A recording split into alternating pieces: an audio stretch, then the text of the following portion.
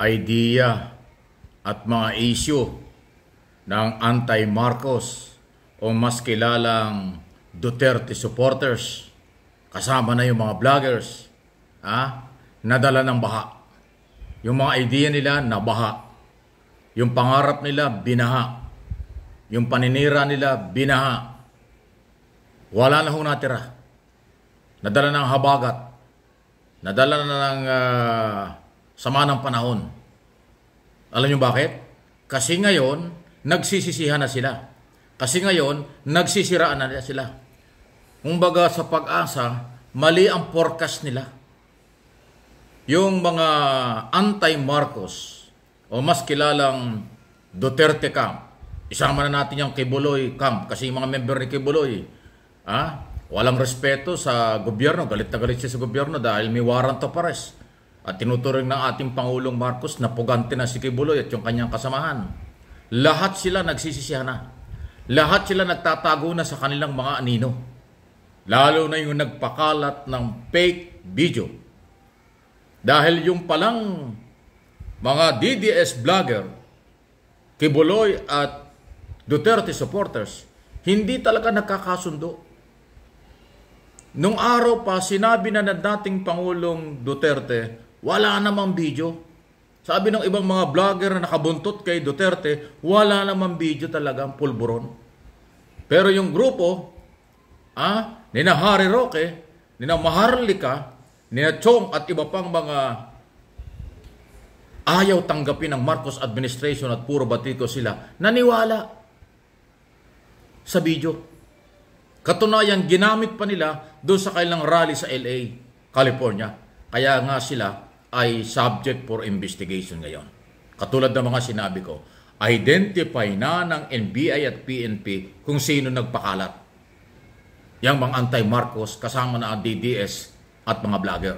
At yung ilang grupo na sila . Yung mga vlogger dito sa Manila, nag-aaway-away. Yung vlogger sa abroad, inaaway nila. Kasi nga po, lahat polluted idea. Lahat garbage na akusasyon at paratang. Lahat ay fake news at intriga lang. Walang pagpapatunay, kaya walang suporta ang taong bayan. From day one, wala naman silang napatunayan sa kanilang mga sinasabi. Ito nga ang pulburon issue o video ito . 2 taon kanilang iniingayan, pagkatapos ganun pala ang gagawin nila. At fake pa, sabi sa NBI, hindi ang Pangulong Marcos yan. O ano nangyari? Kaya sabi ko, binaha, binagyo, nahabagat ang kanilang mga ideya, ang kanilang mga materyales, ang kanilang paninira, at ang kanilang bangongot, panaginip. Gumising kayo, baka hindi na kayo magising diyan sa inyong pangarap na mapatalsik ang administration ni Pangulong Marcos. Inuulit ko ang sinabi ko na dati, hanggat ganyan ang inyong issue, hindi sasamahan kayo ng matitinong Pilipino. Hindi nyo makukumbinsi ang mga Pilipinong sumama sa inyo. Kayo-kayo na lang. Kumbaga sa baha, kayo yung nasa estero, kayo yung dinadaanan ng baha, na pag hindi kayo umalis, sasagasaan din kayo ng baha. Ganun na yung inyong kalagayan. Nasa gilid kayo na rumaragas ang tubig. Left and right. At pag hindi kayo tumigil, kayo mismo ang tatamaan ng rumaragas ang tubig dahil fake news ang inyong mga pinaggagawa. Alay, sablay, 2 taon. Nagpakalunod kayo sa fake news, nagpakalunod kayo sa personal na atake, ngayon wala na. Dahil sinabi ng NBI na fake yung inyong video, wala na. Ano pang inyo ano? Ano yung bangagbag? Hindi totoo. Yung video, hindi totoo. Yung pulburon, hindi totoo. Ano pang totoo sa inyo? Ala. Ang totoo, ito, away-away na kayo. Ang totoo, ito, nagsisiraan na kayo. Ang totoo, ito, nagsisisihan pa. At, away na nga. Disorganized kayo. Kanya-kanyang propaganda. Kasi naman yung iba gusto magpasikat dahil kakandidato. Yung iba na tumakbo, natalo, hindi nakabalik sa gobyerno, hindi nabigyan ng posisyon. Yung iba nasa gobyerno, nawala sa gobyerno. Yung iba naman, dating nasa gobyerno, gustong bumalik. sa kapangyarihan na wala sa lugar. So lahat ay interest pang sarili, pang politika. Kaya yung inyong mga taga-suporta, lahat or dahan-dahang nawawala na. Kasi basang-basa na nila yung rumaragasang ulan at baha, dala ng habagat, dahil disorganized kayo.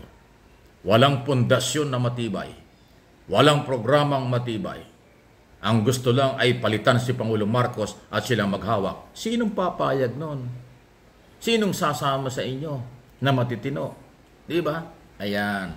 Kaya may pag-asa pa naman, magbago na kayo. After 2 years, wala na. Sumuporta na kayo sa administrasyon, baka sakali, pagdating ng mga darating na eleksyon, itong 2025, dahil sa inyong kapalpakan, hindi na kayo boboto ng tao. Baka sa 2028, yung ibang kandidato, masilip pa kung makaka-recover kayo. Pero itong sinira nyo, 2 taon ng inyong sarili at inyong mga agenda, tapos tatakbo kayo sa 2025, saan kayo pupulutin? Kung sa sugat, sariwang-sariwa pa ang inyong kapalpakan ginawa, paano kayo makakakuha ng suporta sa mga matitino na butanteng Pilipino sa darating na eleksyon sa Mayo ng 2025? So, ayan na. Actually, parang ayaw ko na kayong pag-usapan dahil wala eh. Nanggagamit na lang kayo sa inyong sariling interest. Ala na. Kahit nga si dating Pangulong Duterte, hindi daw siya kasama dyan sa maisog rallying yan. Dati sila nangunguna, ngayon hindi na daw kasali. Di ba? Kumbaga sa dahil rumaragasa na yung baha, rumaragasa na yung bagyo, kanya-kanya na kayong ligtas. Kanya-kanya ng palusot. Hanggang sa nagsisisihan na nga, na katulad ng sinabi ko. Kaya wala na. Kung gusto nyong makakuha ng suporta, sumuporta kayo sa gobyerno. Kung gusto nyong makakuha ng suporta sa taong bayan. Pero kung mananatili sa darating na taon at panahon na laging ganyan ang inyong isyo, ala nang maniniwala sa inyo. Dahil kahit isa, wala kayong napatunayan. Ultimo nga itong tungkol sa baha eh. Sinisisi pa nyo ang Pangulong Marcos eh. 2 taon pa lang ang Pangulong Marcos. Sinisisi nyo dahil may baha. Sinisisi nyo sa flood control project. Matagal na yung flood control project na yan ng local government at national government. Panahon ni Duterte, pinag-uusapan yan, hindi rin na-resolve eh. Ngayon, kauupo pa lang, 2 taon pa lang, kasosona pa lang ng Pangulo, hinahanap na ninyo yung report ng Pangulo at budget para sa flood control. Di ba? Pati baha, ginagamit nyo. Pati kalamidad, ginamit na ninyo. Pagkatapos ng mga fake na kung ano-ano, intriga kung ano-ano, ngayon pati kalamidad, ginagamit na ninyong panira sa ating gobyerno. Sino pang maniniwala sa inyo? Ala!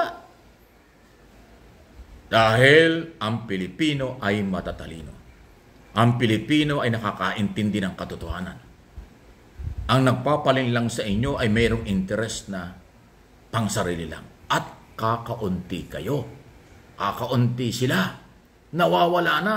Sige, away kayo. Ha? Lalabas ang katotohanan. Kayo nag-aaway, kayo nagbabanatan. Lalabas ang lahat ng totoo. Dahil nagsisisihan na kayo sa ngayon.